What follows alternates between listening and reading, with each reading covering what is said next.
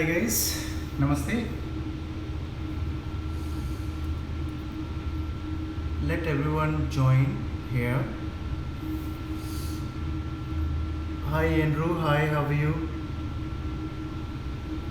Hi Hugo, Namaste. Thanks for being here. Hi Sally, Namaste. Hina ji, Namaste.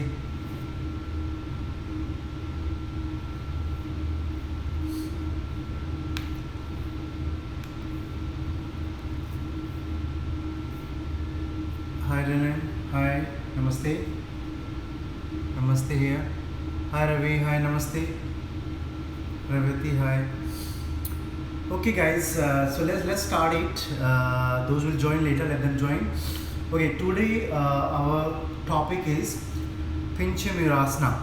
Okay, so I will explain here the Pincha Murasana, how we can learn and how we can improve Pincha Murasana. Let's talk about the beginners, first timers who never did Pincha Murasana before, or those practicing Pincha Murasana every day but they are not able to balance, let's say. In first category, I will tell the first step. I will teach how anybody, even the first timer who never did arm balance, okay, who never did Pincha Murasana, and how can do Pincha Murasana first day very easily, step by step. You can see the improvement and the progress immediately within this session, I'm telling you. Okay. So let me clear here, we are going to practice Pincha Murasana, not the scorpion. These both postures are very different. Let me clear. Pincha Murasana is the balancing and this is the strength posture. Scorpion is the balancing plus the back bend posture. Okay, both are different, both postures, engagement is different, both postures like focus is different, both postures like the technique is little different. Okay, so here we are practicing the Pincha Murasana. Okay, this is the Pincha Murasana, is the forearm balance. All right, in the Pincha Murasana we use shoulder, we use bicep, triceps, we use the chest muscles here to engage the chest round a little bit, we use the core muscles, abdomen, and we use definitely the legs also to engage it. Okay, to them. So I will explain over here. So I'm going to explain the first beginners who never did it and how you can practice your Pincha Murasana. Okay, there's the two ways. In the beginning stage, those are the first timer or like let's say 3 months or 6 months yoga practice now. Okay, there's two ways. One is like back facing to the wall and we do the Pincha Murasana. Second is face facing to the wall and then we are kicking up and doing the Pincha Murasana. Okay, so I'm going to do the first one first, basic one, how to do the Pincha Murasana with back facing to the wall. Okay, all right, so watching me first. Okay, example, let's say everyone can see me here. Okay, this is the wall, I'm going to use it over here. Okay, being here,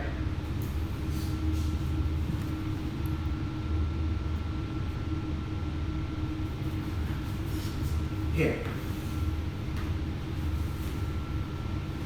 Let's say how much far you have to be from wall. That's very important.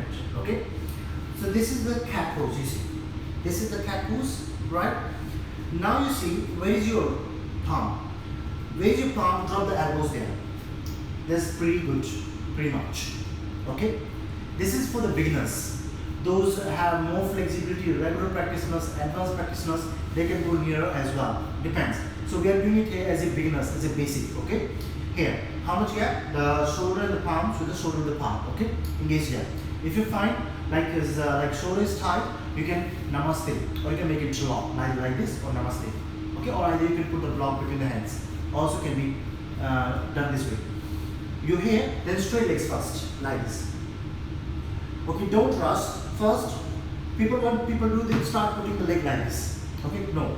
First you go here, forearm downward dog here. Okay, feet to the hips with the palm, heel touch. Then push your shoulder back, you see. Okay, engage the shoulder here. Let's see which is your good side, left leg or right. Try that side. I do here with the left leg. Okay, engage. Engage this leg tight and then slowly bring the other leg up, you see. Okay, maintain the feet with the hips in the palm. Now start pushing your hips up, you see. Okay, don't raise legs so much high. Legs can be a little closer, it's okay. Work on the hips higher. Shoulder back, looking between your elbows or between your forearm. Stay here. Okay, hips up, legs little lower. Do this. Like this. Okay?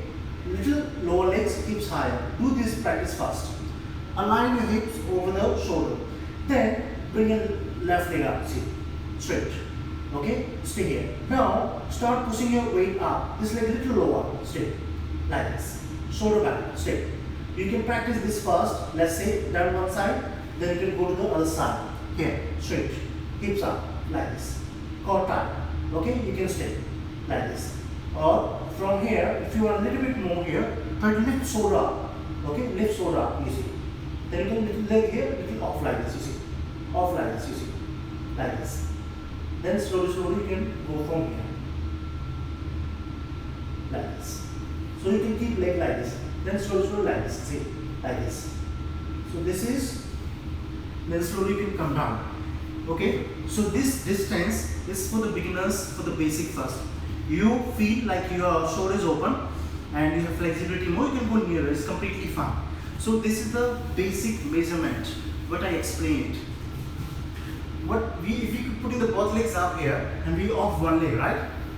Then we feel one leg is easy to off, other leg we off it, we feel over, falling over. That's why the people feel scared and they don't want to off the other leg. So what I did just now, I made it one leg low, one leg is up. When you do like this, you have big tendency to go to the center, a little back. So you can learn how to transfer weight. You will not feel easily like falling over. It will give you the control better. Let's say some flexible. Okay? You want to go nearer. Let's say. You want to go nearer, you can go nearer as well. Like this. Some people do like this way. They go closer. Here, you see, they go like this. They keep legs up like this. One leg up, like this. Okay, also can try if you feel this way, like this, like this, like this. This is for regulars, you see like this, here, okay, like this, like this. But make sure your shoulder have a little back, you see, not here. Here is very tiring, shoulder back here. When your shoulder will go back, you are able to lift your hips more higher. If your shoulder is more forward, your hips is hanging back. Okay, your hips is hanging back if your shoulder is forward. If you want your hips more higher up, because Pincha Virasana, your pelvis, your shoulder have to be one line and feet above the pelvis and pelvis above the shoulder. That is the Pincha Virasana, right? If your hips is left behind, shoulder is forward, you may balance, but it will be damn tiring and you can't hold too long. In 1 or 2 rounds, you will be exhausted, you will be tired. So you have to bring your shoulder back more and keep pushing your hips up and leg up. This is the one way to practice. Those like beginners, those never tried, they can practice this way. Let's doing other way. What can be the other way for the Pincha Virasana? Once you become good here, right? One leg, 2 legs, then you can try it over here. Then you can try those like want to go to the one level up, mean they want a little challenge. So what they can do, they can be here like this. How much here? This is the catch, here you see. How much here? This is the catch, pose, forearm dropping like this, and this is your palm, raise your elbow like this, you see. Okay? Like this, you got it? So you have to keep the distance this much. So you have to drop your palm like this, you see. So one forearm distance from wall, like this. Okay? One forearm distance. Like this, okay? You want closer, also can. Like this. Straight legs, okay? Now, push shoulder back. Remember, people usually do like this. So you keep the shoulder back, okay? The right leg bent, this leg up, you see. Then swing, you see, like this. Swing, and then kick, you see. Here go up, then slowly this leg up. Like this. One leg off, shoulder back again. Then slowly other leg off. Then that's it. Okay? Then this leg back, like this. It's again subject to flexibility. If you feel like more tight and scared and fear of falling over, you can go nearer. So this is subject to flexibility in your practice and your fear. So it is measurement for beginners. I explain it. Regulars, advanced practitioners, or regular practitioners, they can adjust accordingly. Okay. So let's say little going closer here. Let's say show this. Then you can practice this like this. Some of you may not be able to reach up, but you can practice like this. You see, this leg is bent, this leg is straight, like this. You see, like this. You can see. Then you can change leg. You must change like this. This is the way. You see. This is the way. You see. Like this. Like this. Why not like this? You see, some people here, some people, they are not able to kick higher more because of their tight hip, tight shoulder, tight back. So they don't get the momentum, they don't get the flow, they don't get the space. So when we bend knee, our hips goes low and we can jump more higher. That is the reason to bend the knee. Okay, when the shoulder and the back is little open, you don't need to bend knee also. You can keep the legs straight and you can practice to kick up. So this is the other way. Okay, so let's do it one more time here. Bending knee here. This is for beginners. Hips is low. You can kick. You can flow like this. See? Like this. Like this. Okay. You're going here. Straight. One leg off. Straight. Balance. Then the leg. Straight. Like this. Or you can keep one leg like this. Little bit. Like this. Okay.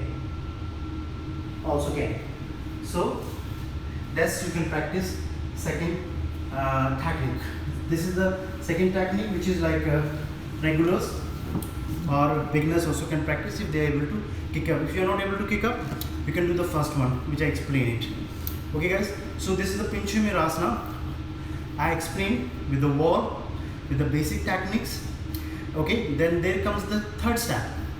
Third step comes when we practice without wall. Let's say it will take like 3 to 6 months. Okay, 3 to 6 months it will take. After 3 to 6 months, you get the build up strength in the arms. You get the little bit space in the back and shoulder. After that, you little overcome on your fear as well. Then you are able to go to the third step. Third step is once these two steps done, the third step is without wall. Let's say here.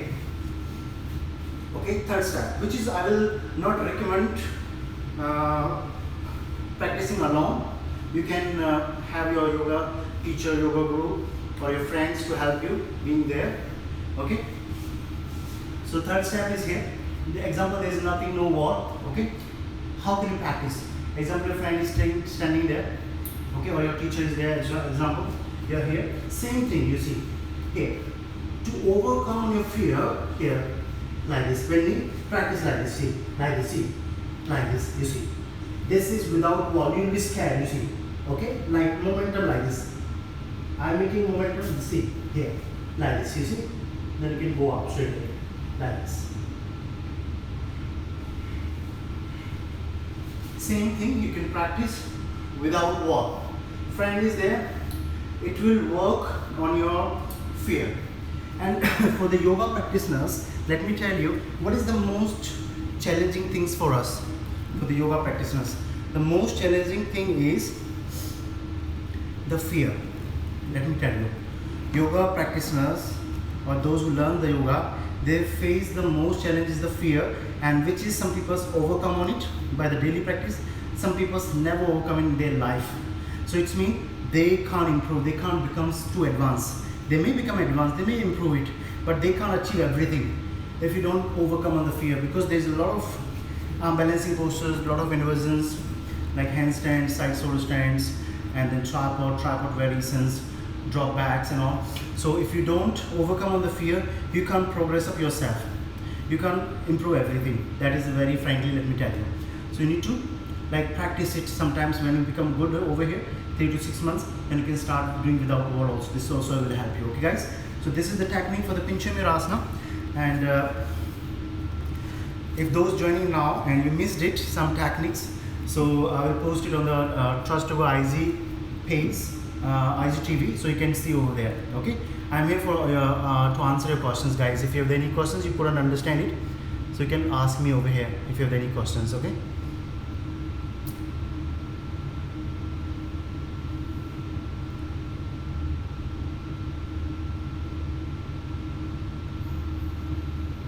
Hi. Hi Kelly, hi, how are you? Namaste.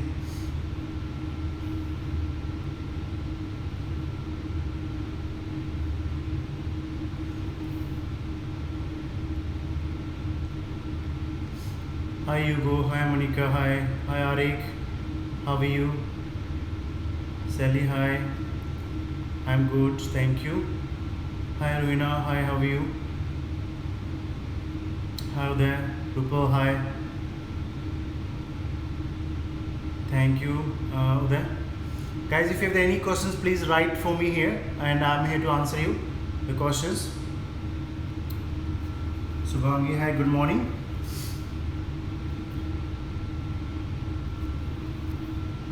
Okay, David, got it.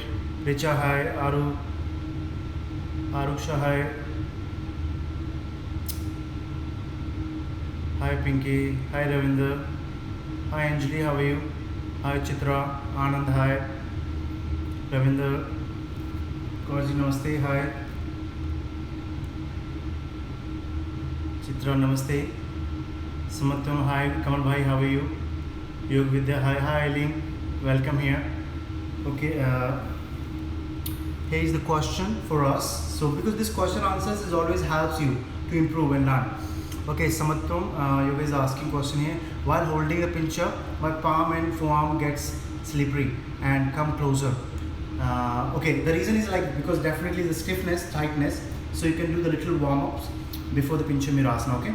So here, like what kind of the warm-ups you can do? You can stretch the shoulder, this one. You can do over here, like you can do this one before going to the pincher mirasana. Okay, like this. You can line on the blocks and you can do the knee, chest, chin, puppy dog. Once you do these stretches, these warm-ups, then go to the pincher mirasana. You will not feel numb and you will not feel like hands is coming closer. That is sure. Chitra is having question here. Hi Maggie. Hi Kelly. Do you have any questions for us? Chitra is having question here. Namaste sir. Can you please tell me some yoga poses for your kids? Okay. You can do, see, Chitra, you can do practice of the like butterfly, you can practice of the Janu Sasana, you can practice the like half lotus, you can practice the cow facing pose, you can practice the like the cobra pose, basic one, and you can practice like some like Ardha Matsyendrasana. These helps you. Okay. Hi Irene. Soti, hi, thank you for sharing, Master. You're welcome. Thank you. Plate, hi. Okay, Plate is having the question here, guys, for us. Breath works during the asanas. Definitely, breath is works because breath is the breath, mind, and body. These three things makes the yoga practice, and that's the actual yoga. Okay. Without breath, if we do any workouts, that's called the physical exercise. If we focus and have the awareness towards the breath, then we like get the fully benefit. We get the muscles memories, our mind, our focus increase more. So breath is very compulsory, very important. So breath have to be like slow, deeper, and longer when we do any of the yoga practices. That is sure. Thank you, brother. Happy Friendship Day. Happy Friendship Day. Chitra, thank you so much, sir. Your tips are really helpful.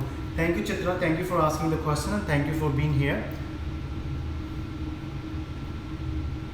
There is one more question, Giovanna. Hi, when I do pincher, my head touch down, then fall like a headstand. Okay, you know why it is happening? The two reasons. Okay, first thing is you are not here. When you here, okay, you are relaxing, you are sinking your shoulder. You need to lift shoulder, you see. Okay, don't sink. You need to lift the shoulder. Okay, lift the shoulder. One, you are doing this way. When you here like this, you are like this, sinking. Your head is touching. So you need to lift up like this. You see, lift up shoulder. You need to engage your shoulder to press down your forearm. Then you can lift up. That's the one thing, you're not engaging your shoulder. Second is your back and shoulder is tight. So you need to do little opening, little warm up before going to the Pincha Mayurasana. Then you can feel the space between the head and the floor. That is sure. Okay? You can do that.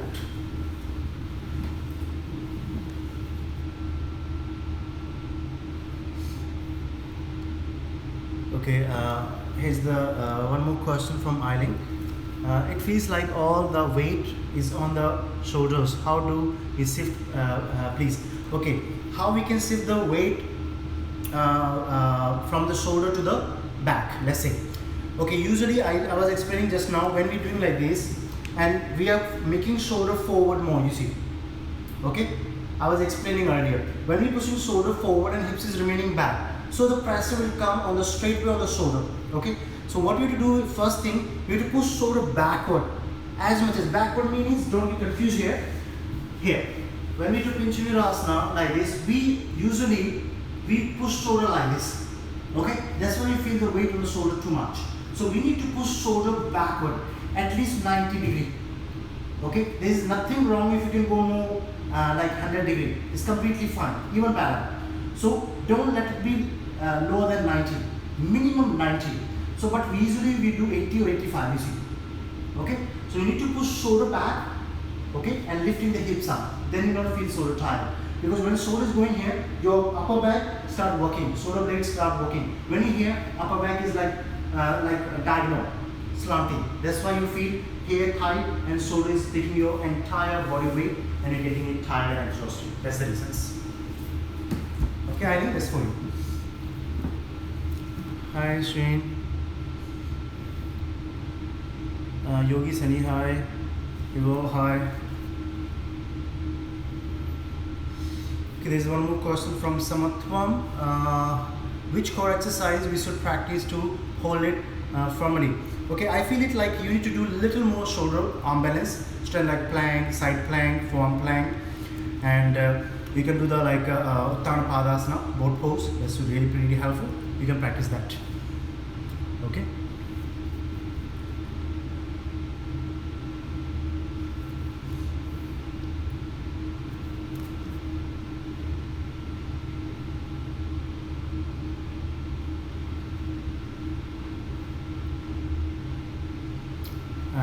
Jade, hi.